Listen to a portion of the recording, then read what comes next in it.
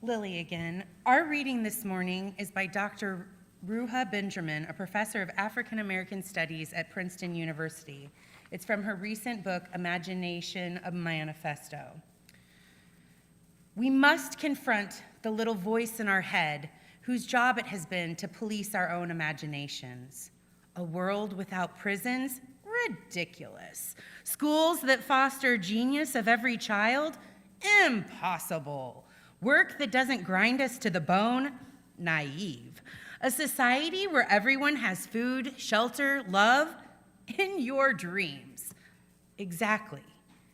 We need to give the voice of the cynical, skeptical grouch that patrols the borders of our imagination a rest. After all, dangerous limits have been placed on the very possibility of imagining alternatives, insists scholar and activist Angela Y. Davis. These ideological limits have to be contested. We have to begin to think in different ways. Our future is at stake.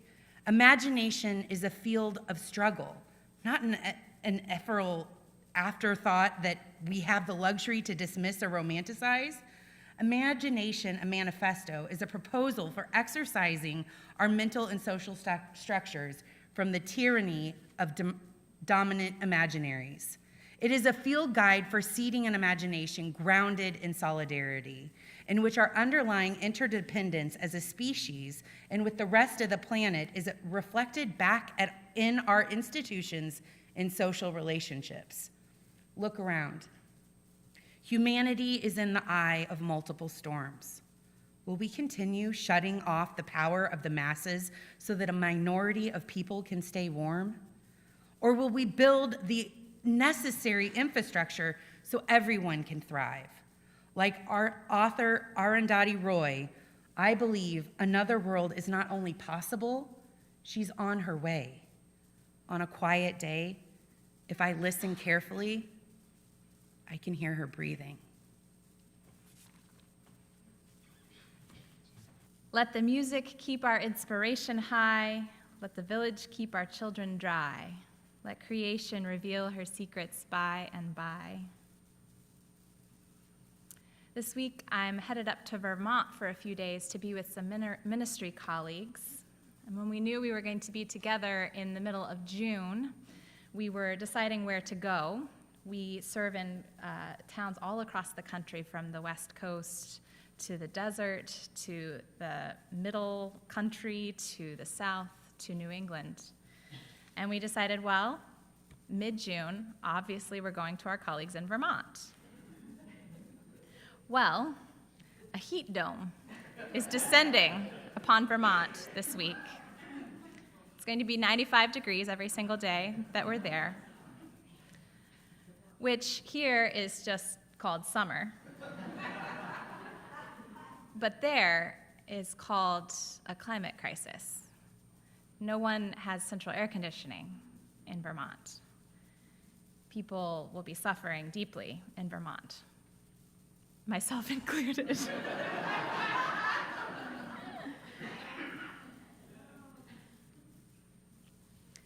We are living into a new era, and it's one that it's tempting to look at through a dystopian lens. But the entire concept of our summer series this summer, UUtopias, is that it is perhaps our most important work to look toward the future with a studied and committed lens of hope. That we can still turn toward the land and toward one another in ways that protect life, in ways that create greater solidarity rather than greater scarcity. Last week, when I was introducing this series, I let you know that I'm calling this our SolarPunk Summer, because we're going to spend our time together this summer dreaming a better way forward, one that refuses to give in to dystopian pessimism. And I introduced that solarpunk is a literary and arts genre that imagines into a near or distant future and asks the question, what if we got this right? What would things look like if in this moment we got it right? And so I want to share more this week about that genre as we deepen into it this summer. And I want to start by sharing excerpts of a SolarPunk manifesto, which was created collaboratively by artists of various mediums in the genre. There is no single dedicated editor or author of this document. A part of the SolarPunk genre is a deep collectivism. So this is written by people in the movement. They write, "SolarPunk is a movement in speculative fiction, art, fashion, and activism that seeks to answer and embody the question, what does a sustainable solidarity civilization look like, and how can we get there?" The aesthetics of SolarPunk merge the practical with the beautiful, the well-designed with the green and lush, the bright and colorful with the earthy and solid. SolarPunk can be utopian, just optimistic, or concerned with the struggles en route to a better world, but never dystopian. As our world roils with calamity, we need solutions, not only warnings. Solutions to thrive without fossil fuels, to equitably manage real scarcity and share in abundance instead of supporting false scarcity and false abundance, to be kinder to each other and to the planet we share. SolarPunk is at once a vision of the future, a thoughtful provocation, a way of living, and a set of achievable proposals to get there. And then they do my favorite thing, which is make a list with numbers. We are SolarPunks because optimism has been taken away from us and we are trying to take it back. We are SolarPunks because the only other options are denial or despair. At its core, SolarPunk is a vision of a future that embodies the best of what humanity can achieve, a post-scarcity, post-hierarchy, post-capitalistic, post-supremacy world where humanity sees itself as connected to each other and the world. 4, the punk in SolarPunk is about rebellion, counterculture, post-capitalism, decolonialism, anti-racism, and unapologetic enthusiasm. It's about going in a different direction than the mainstream, which is increasingly going in a scary direction. SolarPunk embraces a diversity of tactics. There's no single right way to do SolarPunk. Instead, diverse communities from around the world adopt the name and the ideas and build little nests of self-sustaining revolution. SolarPunk provides a valuable new perspective, paradigm, and vocabulary through which to describe one possible future amid myriad possible futures, emphasizing environmental sustainability and social justice. SolarPunk finds ways to make life more wonderful for us right now, and also for the generations that follow us. SolarPunk recognizes science fiction as not just entertainment, but a form of activism. Works to counter the scenarios of a dying Earth, an unbridgeable gap between rich and poor, and a society controlled by corporations and authoritarians, not in hundreds of years, but within reach now. SolarPunk is about youth maker culture, local solutions, local energy grids, ways of creating autonomous functioning systems. It is about loving the world. SolarPunk culture includes all cultures. It is multi-religious, multi-ability, multi-sex, multi-gender, multi-sexual identity, multi-racial, multicultural. In SolarPunk, we've pulled back just in time to stop the slow destruction of our planet. We've learned to use science wisely for the betterment of the conditions of people and creatures on our planet. We're no longer overlords, we're caretakers, we're gardeners. And lastly, SolarPunk is diverse, has room for spirituality and science to coexist, is beautiful, can happen now. It can happen now. And that's why we here are having a SolarPunk Summer, to find a pathway forward to more life and less deadly oppression. The speculative fiction author and social justice activist Walida Imarisha writes, Whenever we try to envision a world without war, without violence, without prisons, without capitalism, we are engaging in speculative fiction. All organizing is science fiction. So why not hang out with science fiction this summer?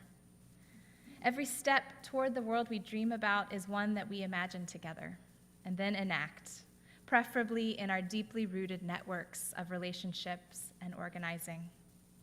We are in an era when our hopeful, collectivist imagining of mutual thriving is a profoundly necessary resistance to the scarce and hellish imaginations of authoritarian leaders in our governments and beyond.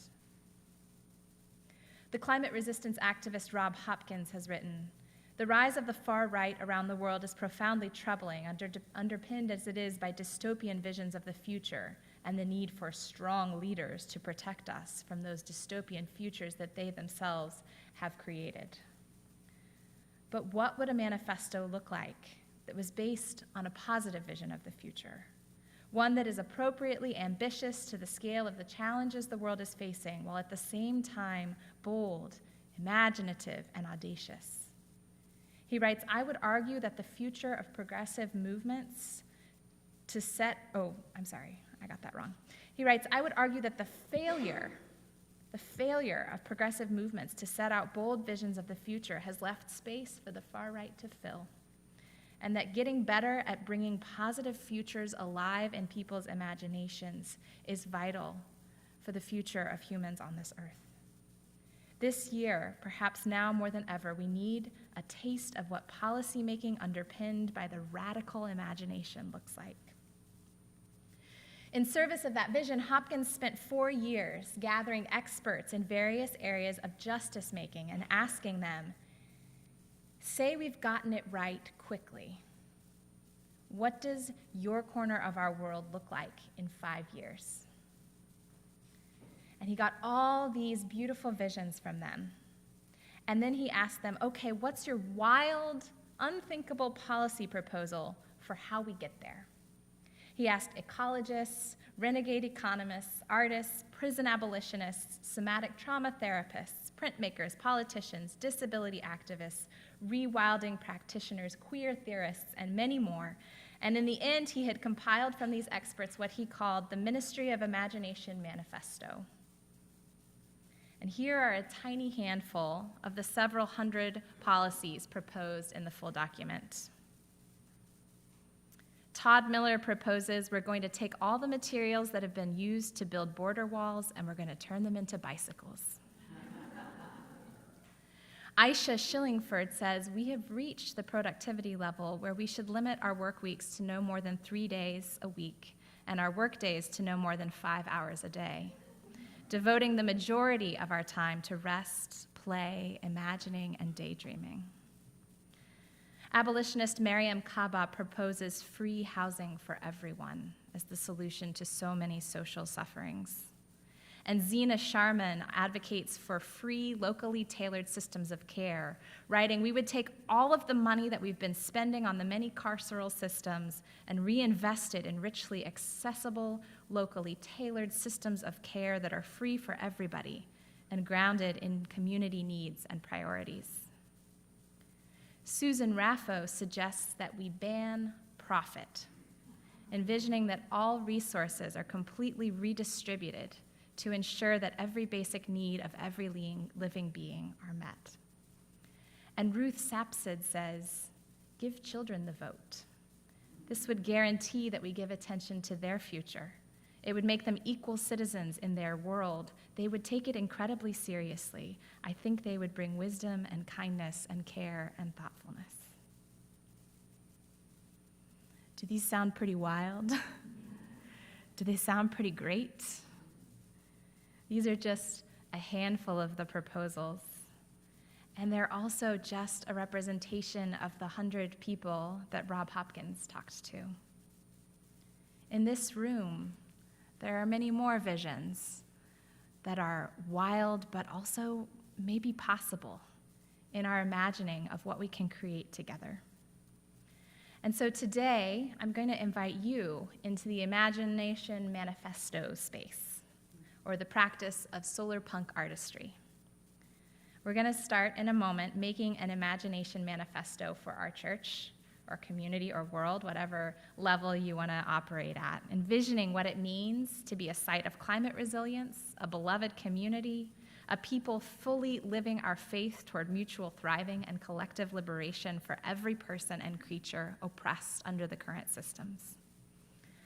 We're going to imagine together in just a moment, but first, a brief warning from Ruha Benjamin, the author we heard from in our reading, who writes about technology and its uses and misuses in this age. Benjamin writes, "Imagination is not a wholesale good. It is easy to lose sight of the array of oppressive imaginaries that more casually govern our lives: the American dream, manifest destiny, empire." She writes, "Lest we forget, designing cruel, oppressive structures involves imagination too.